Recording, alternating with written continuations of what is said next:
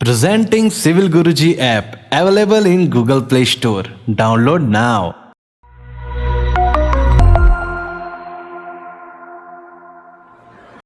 Hello everyone, welcome to your own learning platform which is Civil Guruji, the Civil Engineers Training Institute. I, Corporate Trainer Engineer Dilip Singh Pawar, welcome you back to your own learning platform. Engineers हमारा estimation की 15 days की जो class है which was organised through the physical training module वो complete हो चुकी है। आज इसी पर्टिकुलर मॉड्यूल में हमारे इंजीनियर्स जो एस्टिमेशन की इस पर्टिकुलर प्रोग्रेसिव ग्रोथ में क्या क्या सीख पाए हैं, क्या एस्टिमेशन के डिफरेंट कंपोनेंट है, किस बिल्डिंग को किस बेसिस पे आप एस्टिमेशन के थ्रू प्रिपेयर कर सकते हो, आप अपना बजट प्रिपेयर कर सकते हो, वो इंजीनियर्स ही आपको एक्सप्लेन करेंगे। So I would like to welcome our engineers one by one and they will tell you how they learn estimation and how they are thinking about the estimation and their components. So without wasting any more time, let's get started. Hello engineers, I am Aman Kumawat and I belongs to Samblek. आज मैं आपको township layout के बारे में कुछ session लेने वाला हूँ। टाउनशिप लेआउट के बारे में तो आज बताऊँगा कि ना हमने ना ग्राउंड पे कैसे परफॉर्म किया या साइट पे कैसे परफॉर्म किया। सबसे पहले टाउनशिप का मतलब क्या होता है? टाउनशिप का मतलब होता है urban living area.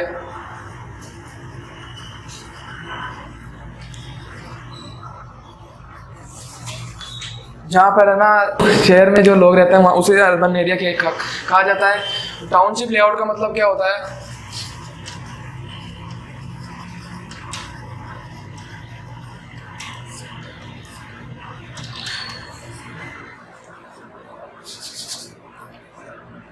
Township layout मतलब है layout and design into single और मल्टीपल लैंड।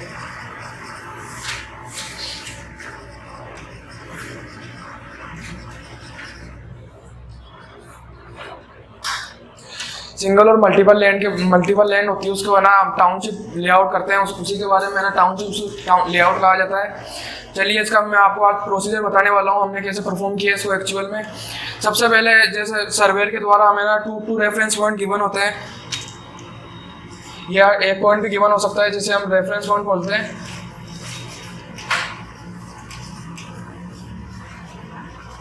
जिसकी डिस्टेंस 6 मीटर है। इसकी सहायता से है ना हम थर्ड पॉइंट फाइंड आउट करेंगे, जिससे है ना प्लॉट की मार्किंग कर सकते हैं या फिर है ना उसका पॉइंट लेके फिर मार्किंग कर सकते हैं। सबसे पहले है ना ये मेन रोड है। मेन रोड से हमें ना बफर जो मतलब सेट बैक छोड़ना पड़ता है 4 मीटर। अगर हमें सेट बैक नहीं छोड़ेंगे तो ना गवर्नमेंट जहाँ प्लॉट बना रहे हो गवर्नमेंट हमारा प्लॉट तोड़ भी सकती है। इसलिए 4 मीटर के नापने के लिए पहले 6 मीटर का डिस्टेंस जो सर्वेयर के द्वारा गिवन है हमको, उससे है ना 4 मीटर, जिसे हमें ना लोकल लैंग्वेज में गोनिया मेथड भी कहते हैं और वैसे इसको सिंपल लैंग्वेज में पाइथागोरस भी कहते हैं, जिसे 3, 4, 5 मेथड कहते हैं। ये 4 मीटर, ये 3, ये 5 मीटर। इसी की हेल्प से हमें ना थर्ड पॉइंट फाइंड आउट कर लेंगे, जिससे हमें ना इसका फाइंड आउट करने का मतलब ये है कि है ना स्ट्रेट लाइन प्राप्त हो सके, जिससे है ना ये टेढ़ा मेढ़ा नहीं हो हमारा प्लॉट। इसकी सहायता से हमने ना ये थर्ड पॉइंट फाइंड आउट कर लिया। फाइंड आउट करके अब इसे हमें ना क्रॉस चेक करना है, तो इससे डायगोनल ले लेंगे। डायगोनल लेके इसका क्रॉस चेक भी कर सकते हैं हम। और ऐसे हमने प्लॉट की कटिंग करनी है। जैसे इधर 12 मीटर है, इधर 9 मीटर है। सबसे पहले इधर है ना थ्रेड मार्किंग कर देंगे, पिन लगा देंगे, जिसे हम कील भी बोलते हैं। इधर कील लगा दिया, फिर इधर है ना 3, 4, 5 मेथड लगा के फिर इधर है ना एक वो लगा देंगे, कील लगा देंगे, फिर इधर एक लगा देंगे, फिर है ना इनकी थ्रेडिंग कर देंगे चारों तरफ।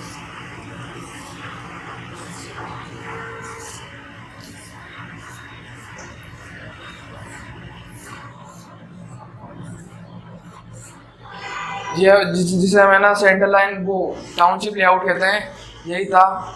बाकी इसके बारे में आगे हमें ना कॉलम की मार्किंग करना सीखेंगे, जिसे सेंटर लाइन लेआउट कहते हैं।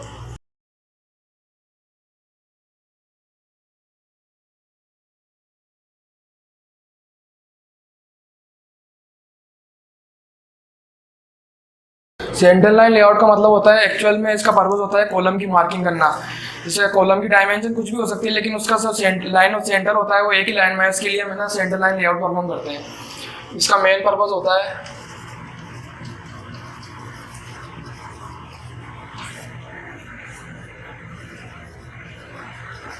कॉलम की मार्किंग।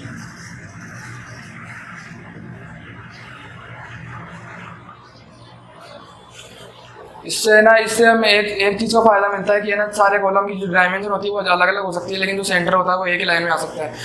इसकी लेआउट के लिए हमें आर्किटेक्चर जो है तो ड्राइंग मिली है, उस हिसाब से है ना इसका सेंटर लाइन लेआउट करते हैं। जैसे हमारे पास एक ड्राइंग है जो आर्किटेक्चर द्वारा मिली है हमको,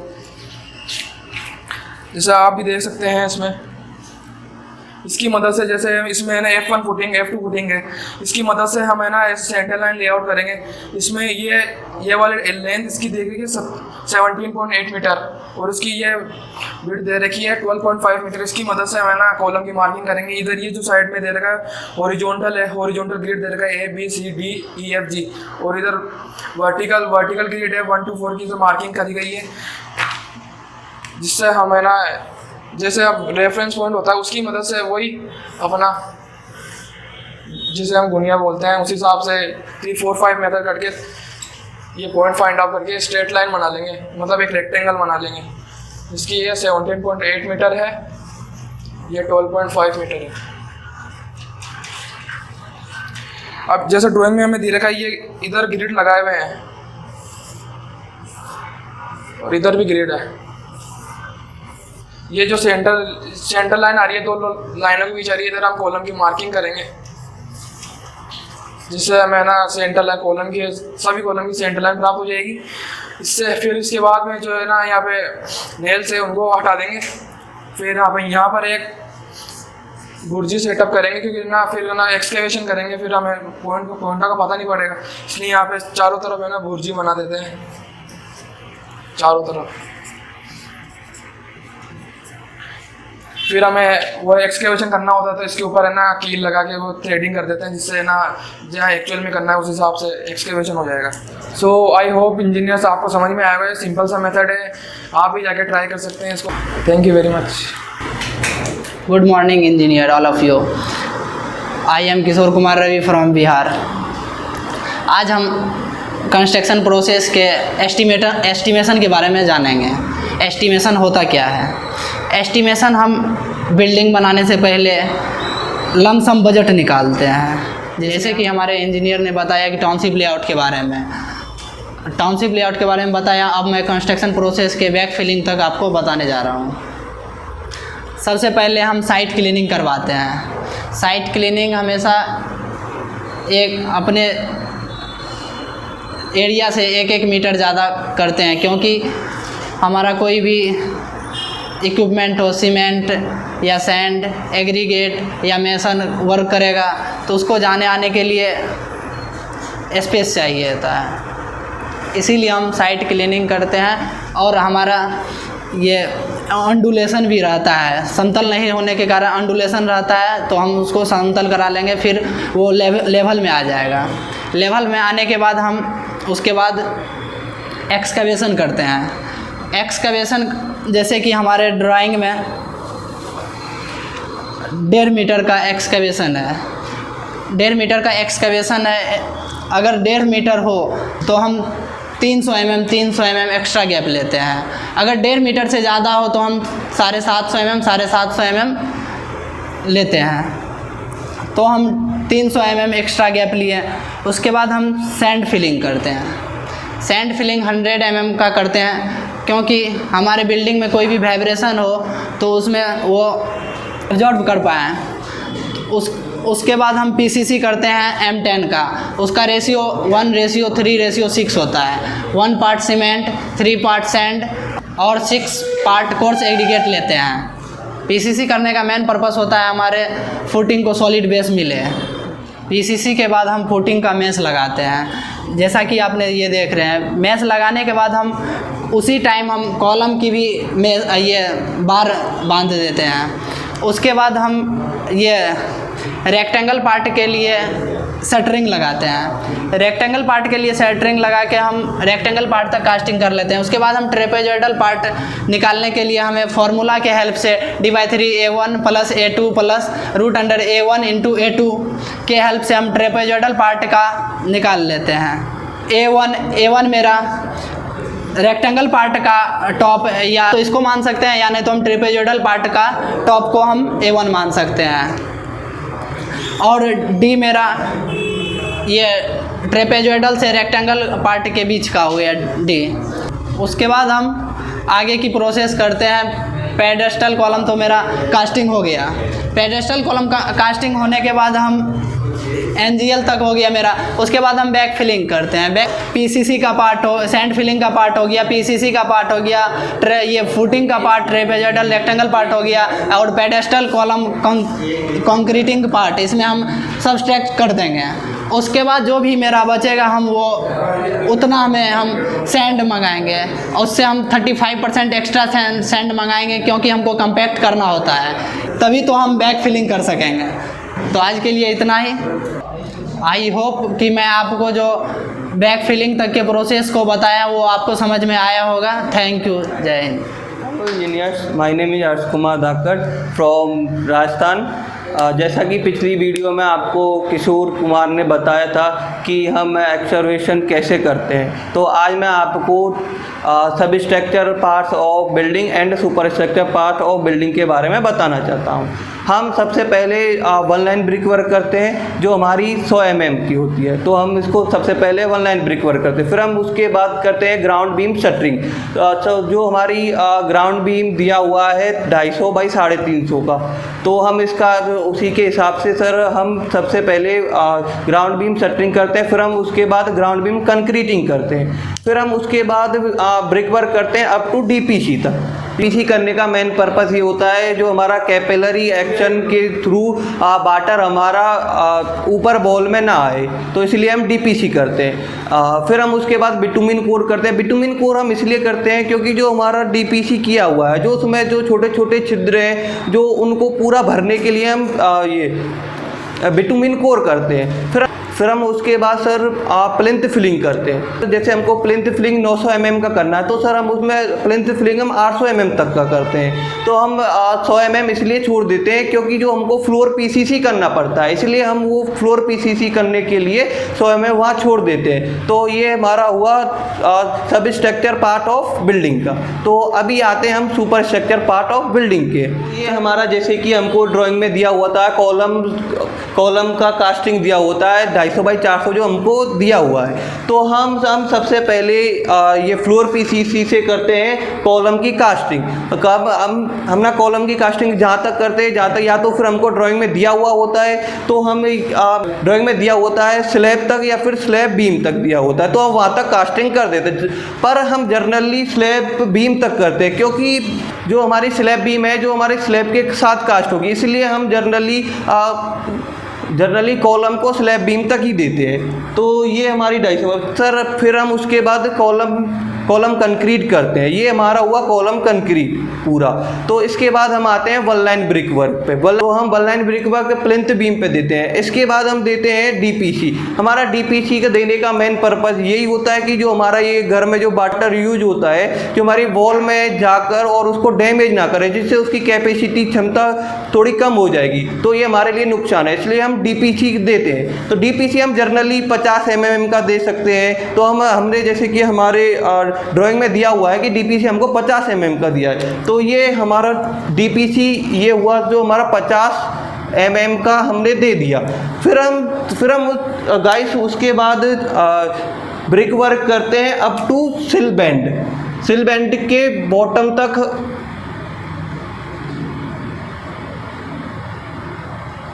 तो हम सिल बैंड के बॉटम तक हम ब्रिक वर्क करते हैं। तो हमारा जर्नली सिल बॉन्ड हम प्लिंथ लेवल से 900 mm पर कास्ट करते हैं। ये हम सिल बैंड हम इसलिए देते हैं क्योंकि जो हमारा ऊपर जो ब्रिक वर्क है, तो हम जो ब्रिक वर्क है तो ब्रिक वर्क है जो उसका वेट वो ले सके। और जो हम जैसे विंडो देते हैं, तो हम विंडो के नीचे सिल आपने देखा होगा कि एक ना वो कंक्रीट का कास्ट किया हुआ होता है, तो हम उसी को सिल बैंड बोलते हैं। तो ये सिल बैंड हम इसलिए भी देते हैं क्योंकि जो हमारा विंडो का वेट है जो ना वॉल पे ना पड़ के सीधा सिल बैंड पे पड़े। तो ये जो हमारा सिल बैंड है, ये सिल बैंड यहाँ तक दिया होता है, कहाँ तक जो हमारा कॉलम कंक्रीट होता है, कॉलम कंक्रीट। पर ये इसमें ऐड नहीं होता है। आपको पता होगा, आपको दिख रहा होगा कि यहाँ पर ऐड है, पर यहाँ पर ऐड नहीं है। अब हम जनरली सिल बैंड देते हैं कितने का, 100 mm या तो हम 4 से 6 इंच का भी दे सकते हैं। ये आपके ऊपर प्रेफरेंस करता है कि आप कितने का देना चाहते हो। तो ये सिल बैंड के जो ये टॉप होता है, टॉप को हम बोलते हैं सिल लेवल। सिल लेवल हम इसलिए ये सिल लेवल जनरली ये ना विंडो के बॉटम से छिमा हुआ होता है, तो इसको हम सिल लेवल बोलते हैं। फिर हम करते हैं ब्रिक वर्क। ब्रिक वर्क हम करते हैं लिंटल लेवल तक। लिंटल लेवल ये है हमारा, ये जो हमारा है ये है हमारा लिंटल लेवल। अब ये लिंटल लेवल कास्ट करने का मेन पर्पस क्या होता है? जो हमारा ये विंडो है और ये डोर है, तो ये ब्रिक वर्क जो हमारा डायरेक्ट विंडो पे या डोर पे ना लगे। और हम इसलिए भी देते हैं क्योंकि जनरली हमको कहीं पे भी डोर निकालना होता है तो हम इसको इजीली हम निकाल सकते हैं, इसलिए हम लिंटल लेवल देते हैं। अब हम ये है कि लिंटल बीम हम मतलब कितने mm का देते हैं, ये हमारा प्रेफरेंस है। पर ये जैसे कि ये आपको ड्राइंग में दिया हुआ था, तो ये हम ले रहे हैं 200 mm का, ये हम 200 mm का ले रहे हैं। तो गाइस ये हमारा लिंटल लेवल, जो लिंटल लेवल ये होता है, लिंटल लेवल इसको बोलते हैं जो हमारे डोर का जस्ट ऊपर वाला होता है, जो हमको वो हम लिंटल लेवल बोलते हैं। ये जो हमारा है लिंटल है, और ये जो हमारा ये ना पूरा कास्ट होके तैयार हो जाता है, इसको बोलते हैं हम लिंटल बीम, और इसे हम लेते हैं 200 mm की। अब ये जो हमारा फ्लोर पीसीसी है या हम उसको प्लिंथ लेवल भी बोलते हैं। तो गाइस हम जो प्लिंथ लेवल है वहाँ से हम लिंटल लेवल जनरली 2.1 मीटर का देते हैं, जिसको हम इसको हम 7 फीट भी बोल सकते हैं। अब हम सबसे पहले करते हैं लिंटल शटरिंग। अब ये लिंटल शटरिंग को हम मेजरमेंट करते हैं पर मीटर में। तो जैसे कि आपको पता है कि शटरिंग के बाद हम कंक्रीटिंग ही करते हैं, तो हमने जैसे लिंटल बीम की शटरिंग की तो हम उसका कंक्रीट करेंगे, तो ये हमारा कंक्रीट होके ये तैयार हो जाता है लिंटल बीम। अब हम उसके बाद करते हैं ब्रिक वर्क। अब ब्रिक वर्क ये होता है हमारा स्लैब बीम, ये होता है हमारा स्लैब बीम। अब हम करते हैं ब्रिक वर्क। ब्रिक वर्क करते हैं लिंटल बीम के टॉप से और स्लैब बीम के बॉटम तक। अब हम आ चुके हैं स्लैब बीम तक। अब हम स्लैब बीम हम जैसे कि हमारे ड्राइंग में दिया हुआ है कि हम स्लैब बीम का लेते हैं 250 बाई 350 mm का। ब्रिक वर्क के बाद हम ये स्लैब बीम का शटरिंग करते हैं, और आपको तो पता ही होगा जैसे कि हम इतनी देर से बता रहे हैं कि ना मतलब ना शटरिंग के बाद कंक्रीटिंग तो करते ही करते हैं, तो इसलिए हम इसकी शटरिंग कंक्रीटिंग कर देंगे। फिर उसके बाद आती है हमारी स्लैब। अब हम स्लैब जनरली हम छत को बोलते हैं, या फिर छत हुआ या फिर आपका ये ना फ्लोर का ये टॉप हुआ, हम उसको बोल सकते हैं ये स्लैब। अब इसको बोलते हैं हम स्लैब।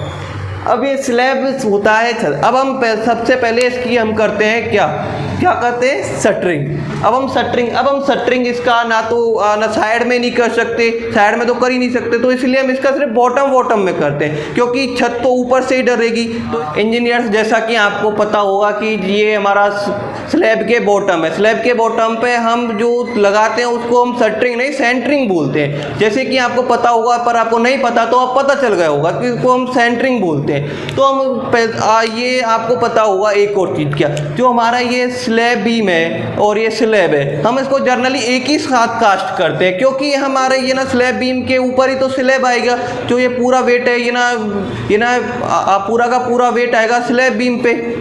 तो इसलिए हम ये स्लैब बीम और ये स्लैब जनरली एक साथ कास्ट करते। तो इंजीनियर्स ये जैसे कि आपको पता होगा कि जैसे मेरे द्वारा बताया हुआ सब structure part of building and super structure part of building, तो आपको आई होप कि आपको ज़्यादा से ज़्यादा अच्छा समझ में आया होगा और आपको नॉलेज मिली हुई। तो मैं चाहता हूँ कि आप हमारे यूट्यूब चैनल पर आके इसको लाइक शेयर सब्सक्राइब करें और आप ज़्यादा से ज़्यादा सीखें। तो जय हिंद, जय भारत, सिविल गुरुजी।